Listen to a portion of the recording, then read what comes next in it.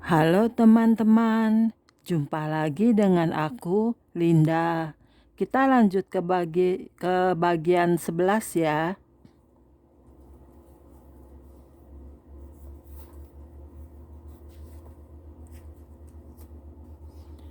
Oke, mari kita mulai.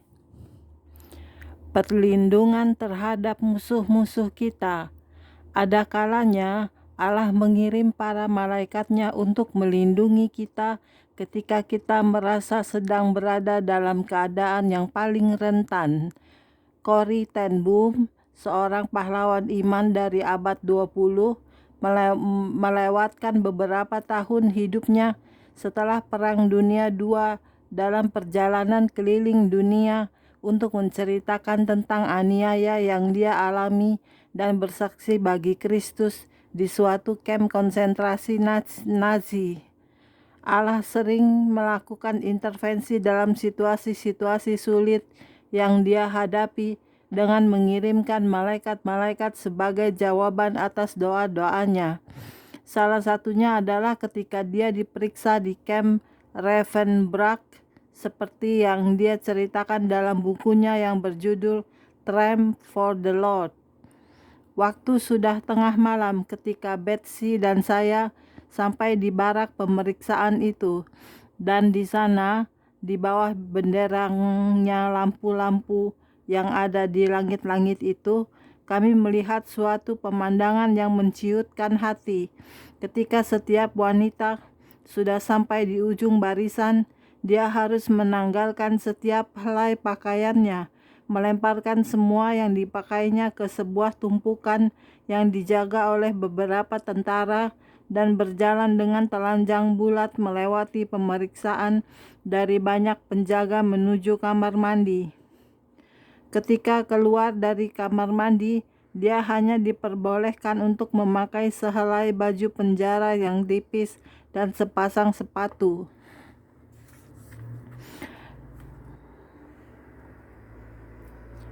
Alkitab kami, bagaimana kami dapat meloloskannya melewati begitu banyak pasang mata yang mengawasi?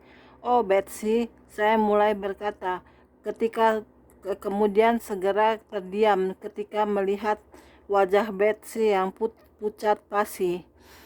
Ketika ada seorang tentara mendekat ke arah kami dalam bahasa Jerman, saya mohon kepadanya untuk menunjukkan bagi kami jalan menuju toilet. Dengan kasar dia menggerakkan kepalanya ke arah kamar mandi. Pakai lubang yang kering, bentaknya. Dengan takut-takut, Betsy dan saya melangkah keluar dari barisan itu dan berjalan ke depan menuju ruangan besar yang memiliki deretan keran di bagian atasnya. Ruangan itu kosong, menunggu rombongan berikutnya dari 50 wanita yang telanjang dan gemetar. Beberapa menit kemudian, kami akan kembali lagi ke tempat itu tanpa boleh membawa semua yang kami miliki. Kemudian kami melihat tersusun di suatu sudut tumpukan bangku kayu tua yang dirayapi banyak kecoak. Tetapi bagi kami itu bagaikan sofa empuk dari surga. Dengan gerakan secepat kilat, saya menyelipkan tas kecil yang ada di atas kepala saya, beserta baju dalam wol saya ke balik bangku itu. Ketika saya memakai baju penjara yang tipis itu, tentu saja Alkitab saya tampak menonjol di balik baju saya. Tetapi itu adalah urusannya, bukan urusan saya. Di pintu keluar, para penjaga memeriksa dengan menggerayangi semua tahanan, bagian depan, belakang, samping. Saya berdoa, oh Tuhan, kirimkan malaikatmu untuk mengelilingi kami. Tetapi kemudian saya ingat bahwa malaikat adalah makhluk roh dan mereka tembus pandang. Yang saya butuhkan adalah seorang malaikat yang membentengi saya sehingga penjara itu tidak dapat melihat saya. Tuhan, saya berdoa lagi, buatlah agar malaikatmu tidak transparan. Ketika saya sedang berada dalam situasi ketika Anda sedang berada dalam situasi terdesak, Anda bisa berdoa dengan sangat tidak ortodoks, tetapi Allah tidak keberatan. Dia melakukannya. Tiba giliran bagi wanita di depan saya untuk diperiksa. Di belakang saya, Betsy diperiksa. Mereka tidak menyentuh atau bahkan melihat ke arah saya, seolah-olah saya dihalangi dari pandangan mereka. Perlindungan darahnya. Ada sesuatu yang harus kita sadari tentang berseru kepada Allah untuk meminta perlindungan. Dalam keselamatan yang kita dapatkan melalui Kristus, ada perlindungan oleh darahnya yang sangat berharga. Saya telah mempelajari bahwa ketika kita berdoa untuk orang-orang lain, Allah mendorong kita untuk menudungi orang-orang itu dengan darah Yesus. Sebaiknya kita berkata, "Aku menutup bungkus engkau dengan darah Yesus, perjanjian dari Allah." Ini berarti bahwa Yesus Kristus adalah Anak Allah yang dikirim dari surga. Dia mengetahui rencana dan tujuannya. Dia dikirim untuk memberikan hidupnya mati di kayu salib yang kejam bagi Anda dan saya, sehingga kita dapat memiliki hidup yang kekal. Dia mati supaya dosa-dosa kita dapat dibasuh. Allah telah menunjukkan kepada saya tentang pentingnya salib dan perjanjian darah berserta perlindungan lainnya. Ketika kita berdoa atau meminta perlindungan darahnya, kita meneguhkan kepercayaan kita bahwa Yesus memberikan perlindungan bagi kita dan keluarga kita melalui penebusan. Para malaikat langsung mendatangi kita, memeteraikan dan melindungi kita. Melalui perjanjian darah, kita membangun pagar perlindungan di sekeliling keluarga kita dan kita sendiri. Ada hal lain yang disingkapkan kepada saya ketika kita menyerahkan seseorang atau mempersembahkan sesuatu kepada Bapa, Putra, dan Roh Kudus. Ketika kita sungguh-sungguh dalam melakukan ini dan mengurapi orang itu atau persembahan itu dengan minyak urapan, kita mengatakan, ini adalah wilayah kekuasaan Allah. Ketika kita melakukan hal itu dalam kuasa Roh, saya melihat malaikat-malaikat turun dari surga dan menancapkan beberapa salib. Ketika musuh-musuh kita di alam roh itu mulai mencoba menyerang, mereka harus mundur ketika mereka berhadapan dengan salib-salib itu, karena wilayah itu telah dipersembahkan kepada Allah.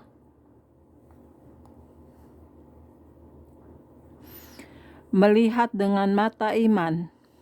Bersukacitalah hai orang-orang kudus kepunyaan Allah. Allah mengirimkan malaikat-malaikatnya untuk melindungi Anda ketika iblis berusaha mencelakakan Anda. Ia telah melepaskan kita dari kuasa kegelapan dan memindahkan kita ke dalam kerajaan anaknya yang kekasih. Lihatlah dengan mata iman dan Anda akan melihat para pelindung rohani yang telah ditempatkan Allah di sekeliling Anda. Percayalah Allah dan berserulah kepada namanya.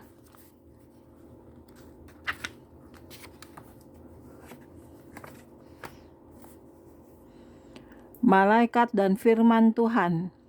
Ketika seorang percaya menjalani hidupnya sesuai dengan firman-Nya dan menjadi saksinya, Allah mengirimkan para malaikatnya sebagai jawaban doa untuk membantu dan menyelamatkan dia. Ingatlah bahwa Mazmur 91 berkata, "Sungguh hatinya melekat kepadaku, maka aku akan meluputkannya, aku akan membentenginya, sebab ia mengenal namaku. Bila ia berseru kepadaku, aku akan menjawab." Beberapa penglihatan dan pewahyuan berikut ini menggambarkan bagaimana para malaikat itu meneguhkan firman Allah dan bagaimana Allah membantu kita ketika kita percaya dan taat kepada perintahnya. Kita melihat bagaimana para malaikat ikut ambil bagian dalam penyampaian 10 perintah Allah dan hukum Taurat di Gunung Sinai. Alkitab berkata bahwa bangsa Israel telah menerima hukum Taurat yang disampaikan oleh malaikat-malaikatnya, dan bahwa hukum Taurat yang disampaikan dengan perantaraan malaikat-malaikatnya. Dalam Alkitab, para malaikat memiliki suatu peran yang istimewa dalam menghormati firman Allah dan menyampaikannya kepada umatnya. Para malaikat juga ikut berperan dalam membantu kita memahami Alkitab.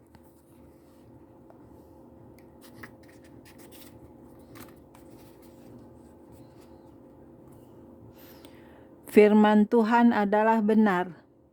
Pada suatu hari, saya mendapat penglihatan tentang meja putih yang besar di kejauhan. Besarnya sekitar 6 kaki dan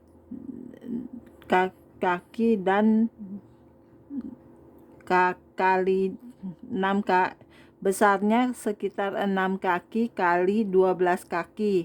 Dan meja itu tergantung di udara. Saya dapat melihat orang-orang berdiri di sekitar meja itu dan memandanginya. Meja itu sendiri lebih tinggi dari tinggi manusia biasa, sehingga beberapa dari mereka yang melihat meja itu harus berjinjit. Beberapa orang lainnya duduk di kursi yang tinggi, menatap meja itu, tetapi mereka sibuk saling bertanya satu sama lain. Ketika saya mendekat ke arah mereka, saya dapat melihat malaikat-malaikat yang berdiri di belakang mereka. Ketika saya melihat lebih dekat lagi, tiba-tiba saya dapat melihat dengan lebih jelas lagi. Saya dapat melihat bahwa meja yang besar itu sebenarnya adalah Alkitab yang terbuka. Alkitab yang sangat besar itu melambangkan firman dari Allah yang hidup. Tuhan menjelaskan kepada saya bahwa orang-orang yang melihat Alkitab itu memiliki beberapa pandangan yang berbeda terhadap arti Alkitab. Satu orang yang mengatakan sesuatu dan orang lain akan mengatakan hal yang berbeda. Mereka semuanya ingin mengetahui tentang Alkitab, dan saya senang melihatnya. Banyak pertanyaan muncul di antara mereka tentang hal-hal tertentu dalam firman Allah tersebut, dan mereka mencari jawabannya. Para malaikat yang berdiri di belakang mereka tampak membimbing mereka dalam mencari kebenaran. Tetapi penglihatan itu menggambarkan kenyataan bahwa Allah serius dengan apa yang dikatakannya. Kita tidak dapat mengubah atau mengganti firman-Nya. Mimbar-mimbar api. Seringkali terjadi dalam suatu pelayanan di gereja, saya akan melihat malaikat-malaikat sedang menulis di suatu buku yang besar. Terkadang malaikat-malaikat itu akan berdiri secara individual dan terkadang juga tidak. Ada kalanya mereka berdiri di samping hamba Tuhan yang sedang bernubuat dan mereka mencatat apa yang dia katakan. Saya akan melihat pemandangan di mana ada sebuah Alkitab yang diletakkan di dada sang hamba Tuhan. Saya percaya bahwa itu berarti firman Allah, yaitu Alkitab yang terbuka itu ada di dalam hatinya. Di tempat-tempat di mana saya pernah berkhotbah dalam beberapa tahun terakhir ini, saya telah melihat dalam dunia roh, mimbar-mimbar yang di atasnya ada api yang berasal dari Allah, dan mimbar-mimbar lain yang kotor dan najis. Saya telah mengamati bahwa di balik mimbar-mimbar yang penuh api itu, ada pria-pria dan wanita-wanita yang kudus dan menghargai serta menghormati Allah, dan yang menginginkan hal-hal yang berlangsung dengan sopan dan teratur. Para pria dan wanita itu memiliki suatu rasa takut yang kudus untuk tidak melakukan apapun yang tidak dikehendaki oleh Allah. Mereka takut melukai atau menyakiti dia atau kehendaknya secara sadar dengan cara apapun. Orang-orang itu benar-benar menunjukkan kasih Kristus. Mereka tampak begitu mengagumkan di mata para hamba Tuhan yang datang untuk melayani bersama mereka. Mereka akan melayani para hamba Tuhan itu dengan baik dan mendukung mereka. Selain itu, di setiap tempat di mana saya melihat ada api Allah di mimbar, saya akan melihat para malaikat menyentuh mimbar itu pada waktu-waktu yang tidak bersamaan, dan mereka menyembah Allah. Yang sering terjadi, saya melihat mereka mengangkat sebelah tangan mereka ke surga. Kadang-kadang mereka juga mengangkat kedua tangan mereka ketika mereka meninggikan Tuhan. Saya terus kembali ke gereja seperti itu, dan pada suatu hari dalam suatu kebaktian, kemuliaan Allah memenuhi tempat itu dengan suatu pewahyuan yang luar biasa. Saya melihat malaikat-malaikat datang ke gereja itu dengan membawa sebuah salib besar yang tingginya kira-kira 4,58 meter.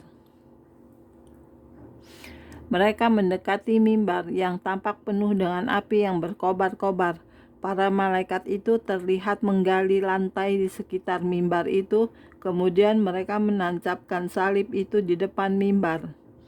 Salib itu kokoh, tetapi ada api yang keluar dari kedua sisi dan bagian atasnya. Saya melihat pewahyuan itu beberapa kali, dan setiap kali saya melihatnya akan terjadi suatu pembebasan besar. Banyak orang akan maju ke altar, diselamatkan, dan dibebaskan dalam suatu cara yang menakjubkan. Itu adalah suatu pemandangan yang luar biasa. Saya ingin mengetahui apa arti penglihatan itu. Jadi saya mulai bertanya kepada Tuhan, Tuhan, apa yang ada di balik semuanya ini? Apa arti penglihatan ini jika dilihat dari firman-Mu? Dia menjelaskan kepada saya, mimbar-mimbar yang kau lihat ada api di atasnya itu menggambarkan mimbar-mimbar di mana firman-Ku yang benar itu disampaikan. Para hamba Tuhan yang kudus dan diurapi itu memurnikan jemaat dengan firman Allah dan salib yang kau lihat. Oleh karena itu, aku menempatkan salib di sana, dan Roh Kudus ada bersama mereka dengan tujuan untuk pembebasan dan menggenapi firman Allah. Ini adalah suatu tanda bahwa segala sesuatunya akan terjadi seperti yang mereka minta untuk aku lakukan. Dan itu berarti bahwa mereka menyampaikan firman Allah yang kudus dan murni melalui kuasa dahsyat salib yang kekal. Di seluruh negeri, saya akan melihat pewahyuan yang sama. Lagi-lagi, ketika saya memperhatikan para malaikat yang beraksi, itu mirip seperti melihat sebuah layar bioskop. Di banyak tempat, saya akan melihat malaikat-malaikat datang seperti kru pembersih dan mulai menyapu kuasa-kuasa gelap yang ada di gereja itu. Mereka akan mematahkan berbagai belenggu orang-orang dan memerdekakan mereka. Pada suatu kebaktian, ada beberapa orang yang memotret, dan ketika mereka mencetaknya, Anda dapat melihat api di sekeliling orang-orang yang kami doakan. Warnanya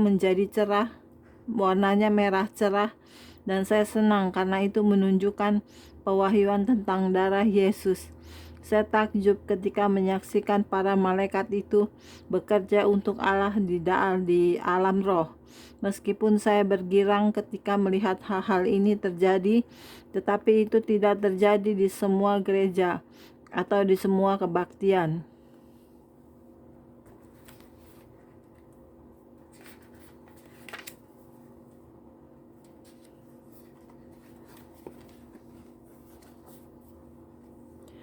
Altar hati. Suatu kali saya sedang dalam suatu perjalanan pelayanan bersama seorang teman yang adalah seorang pengkhotbah dan memiliki karunia bernubuat. Malam itu kami berhenti di sebuah penginapan di suatu kota kecil. Dia tertidur dengan cepat dan saya mulai mencari Allah. Kemuliaan Allah datang melingkupi ruangan itu seperti api, dan saya duduk di ranjang. Tiba-tiba saya melihat sebuah altar zaman kuno, yaitu altar batu seperti yang dibangun orang-orang pada zaman Alkitab. Altar itu tinggi dan sepertinya dirancang untuk memberikan korban persembahan. Altar tersebut melayang kira-kira 2 kaki, 61 cm di udara, dan ada api yang berkobar-kobar di atasnya. Kobaran itu terlihat di seluruh permukaan altar yang lebarnya kira-kira 4 kaki, 1,22 meter. Tetapi altar tersebut tidak terbakar. Saya turun dari ranjang, dan ketika saya melihat lebih dekat ke altar itu, saya mendapat penglihatan tentang hadirat Allah. Ada buku-buku yang terbuka di hadapannya ketika Dia berbicara kepada saya. Anakku, aku sudah memanggilmu dan memilihmu untuk mendapatkan berbagai mimpi, penglihatan, dan pewahyuan untuk menunjukkan misteri-misteri kepadamu. Aku telah memperlihatkan surga kepadamu. Aku telah memperlihatkan kepadamu apa yang terjadi pada orang-orang yang masuk neraka. Di seluruh negeri, aku telah menunjukkan hal-hal itu kepadamu. Tetapi di seluruh negeri juga ada banyak tempat yang tidak menyampaikan kebenaran kepada orang-orang. Mereka telah mencemarkan altar-altar itu. Aku telah mengutusmu untuk pergi ke seluruh penjuru negeri dan membangun kembali altar-altar itu. Ambillah tempatmu di jalan-jalan dan tanyakan jalan-jalan yang dahulu kala, di mana jalan yang baik, dan tempuhlah itu. Kau harus membangun kembali jalan-jalan lama itu dan membuka kembali jalan-jalan yang dahulu itu. Kau harus membangun kembali altar-altar Allah.